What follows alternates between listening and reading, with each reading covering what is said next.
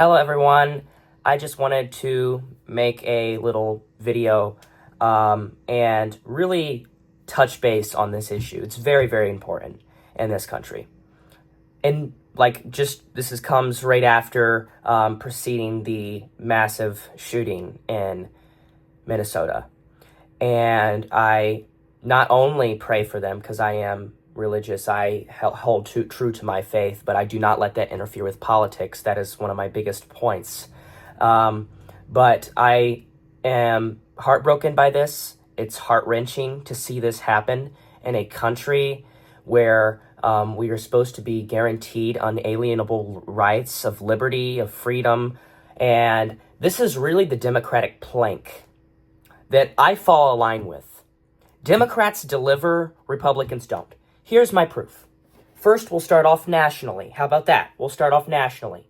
So I'm sure you've heard in the midst of Donald Trump threatening, he's literally threatening, he just recently threatened Illinois Governor J.B. Pritzker, saying that he is going to deploy, and he uses harsh term and inflammatory language, threatening, menacing language, to try and intimidate people, whether it be immigrants, whether it be drug dealers, or people with a foreign or past offenses. It's just overall rabble-rousing. And this is what Trump does. If you study Donald Trump, and if you know the nature of Donald Trump, and, putting politics aside, he is a person who enjoys provoking and inflaming the greater majority. And it's funny because hate crimes actually increased since Donald Trump entered politics. It was very, very at ease under Obama.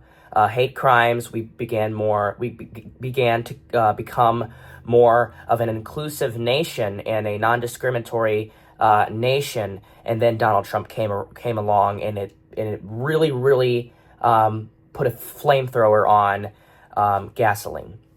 So we're going to talk about some facts. Under President Biden, this is a fact.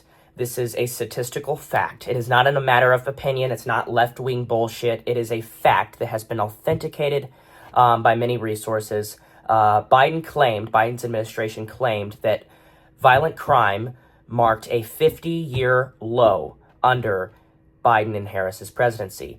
And investigators and crime studiers did research and have shown that, yes, that is true. Violent crime under President Biden, it was at the peak, I believe it was early 2024, actually, 2023. Violent crime actually ranked a 47-year low. 47 years in the United States overall as a whole. But I wanted to get into this. It says in 2020, the nation experienced the largest increase in murders ever recorded, and the largest increase in violent crime in 30 years. That was because of the pandemic, obviously, the tensions, staying at home, and we were very divided. And guess who was president then? Donald Trump was. And if he would have just taken action to mitigate this beforehand, it probably wouldn't have turned out like this. Because, give an example, Ebola, when it came, Obama took action, and it did not spread. It did not become a global pandemic or a national pandemic. He took harsh, stalwart action before to prevent it from happening in the future.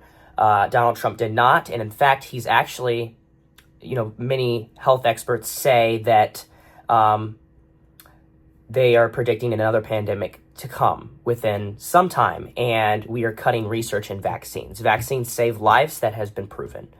But anyways, that's why there was a huge spike in violent crime. Having inherited this dire public safety challenge, President Biden and Vice President Harris immediately got to work, guided by their belief that the first responsibility of government is to keep people safe. And they do not just say that, they have done it and authenticated that through action and got things passed. They wanted to do an assault weapons ban. Democrats did. I support an assault weapons ban because crime actually decreased by violent crime from, I believe there was a study from 1991 to 2004 when the assault weapons ban was in place, that violent crime actually dropped by about 20%.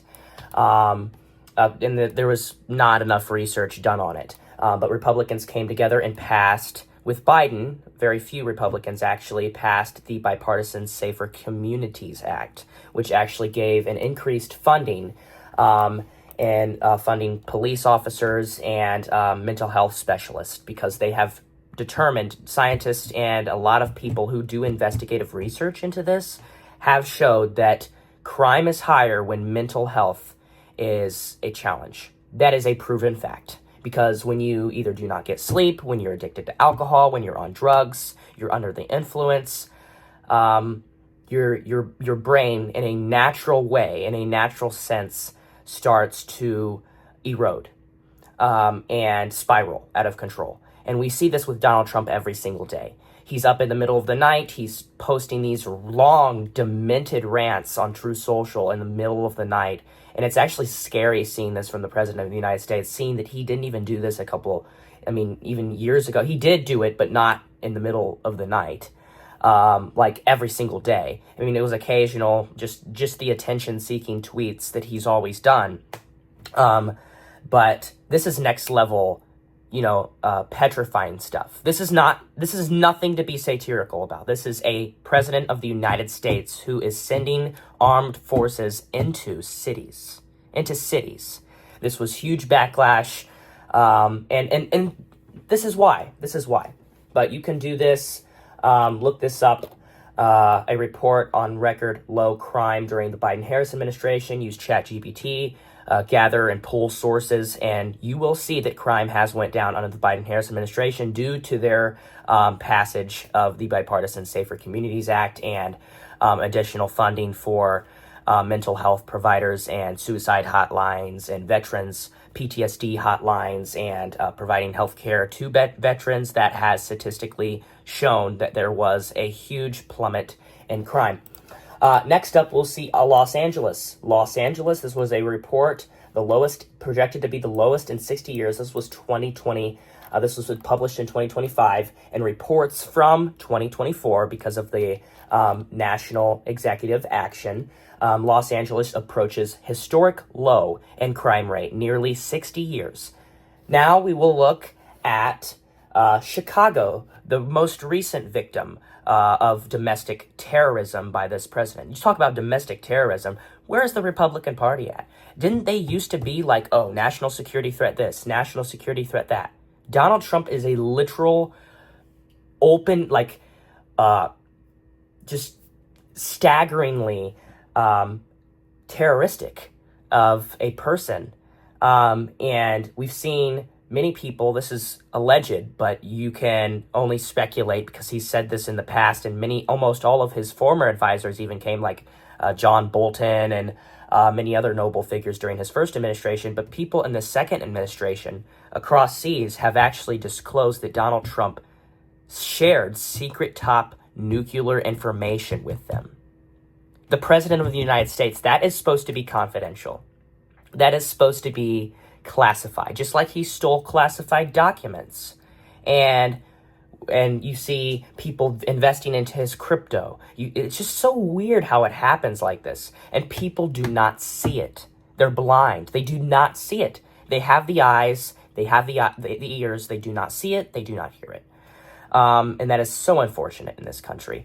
But we have seen that. And we see record lows in NYC. We see record lows in Washington, D.C. And those are all big targets because he says they're sanctuary cities, they're harboring illegal immigrants, and that is simply not true. And that's why it's important. You talk about big government and all this stuff, but Democrats don't support big government, or at least they shouldn't. I do not support big government, but I do support oversight over things like cities, how they're handling things, how their budget works, if it's fair, if it benefits middle class and hardworking people. Then that is the type of oversight that I believe in as a Democrat, as a protectionist, pragmatic Democrat. I am from the Midwest, from rural Ohio, by the way.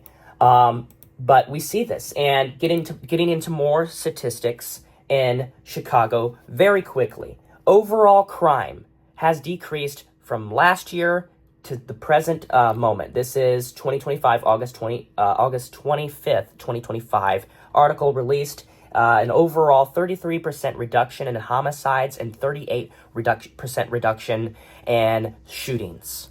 Overall violent crime, this is the most recent year-to-date statistics. Again, this is not partial. This is law enforcement reporting on this to Chicago officials, and under the amazing Mayor Brendan Johnson of Chicago. He's an amazing mayor, one of the non-corrupt ones. You know, Chicago's infamous for having corrupt politicians, and same thing with Illinois. They got a damn good Chicago mayor, and they got a damn good governor right now, and a real Democrat governor. J.B. Pritzker is a billionaire, but he worked his way up the ranks. That's the big difference between that and inheriting money from your daddy, like Donald Trump did, $400 million, by the way, and went bankrupt 6 times. On top of that. But yeah, we see that homicides, 32.3% decrease last year to this year. Overall shooting incidents, 37.4%, and multi-victim shooting incidents, 44.6%. Robberies are down 32%. Vehicle hijackings down 49%. That's almost half of 100. And aggravated assault is down nearly 20% in Chicago. And Trump sees this information. He sees this. Or maybe he doesn't. I can't even say that. The way that how shady and delusive this administration is. You talk about the deep state, and then you support this administration. What? That doesn't even make any sense. But just like there was Epstein files. Oh, now there's not Epstein files. Big old, performative, dramatization skit that was released by Pam Donnie. Oh, she had all these people, these far-right influencers come to the White House and hold these Jeffrey Epstein files phase 1 pictures. Now they don't exist. Now the Jeffrey Epstein files just vanished in thin air because Donald Trump would incriminate himself. I mean, for the many things, but billionaires are more eager to be above the law. If you have more money, you can forestall processes, you can settle cases with billions of dollars. That's not fair. That's the America that I want to change. I don't want to change the foundations of our country. I believe in the Constitution. I am pro-Constitution. I am pro our rights, every right. But every one of them 27 amendments, except for the Electoral College. I believe that should be abolished. But they should be enforced. We look at these constitutional, like the amendments, and they are not enforced. Just like Donald Trump, he's unqualified to be president of the United States. Somebody who has partaken in an insurrection. It's like the word verbatim. It says that. It states that in the United States Constitution. I believe it was Amendment 12 or 13 that said that strictly prohibited anybody who incited or provoked or took part in an insurrection against the United States government. That's exactly what Donald Trump did. Exactly. He even threatened to not leave the White House. He made a joke. I don't know if it was a joke or a humorous remark, but he said at the end of his presidency that they'd have to get me kicking and screaming out of the White House. Like, this is the president of the United States of America.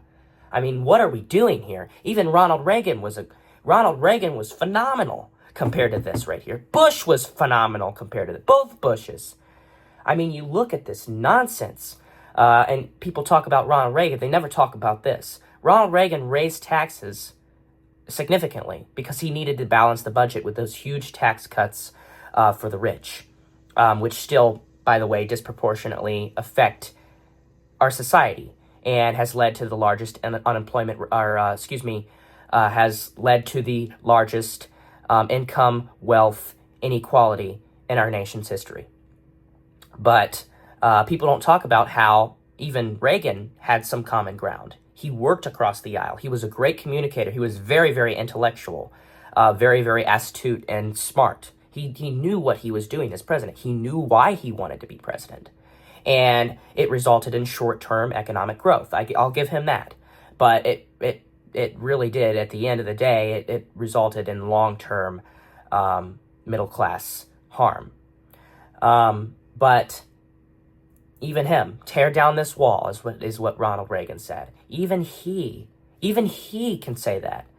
And that's just so sad, because people say that the Democratic Party's dead. Honey, the Democratic Party's just arriving at the show. We are a very strong party. We are a party that was founded on workers. Workers. That's what we are. Of course, we are a more inclusive party now, and that is good.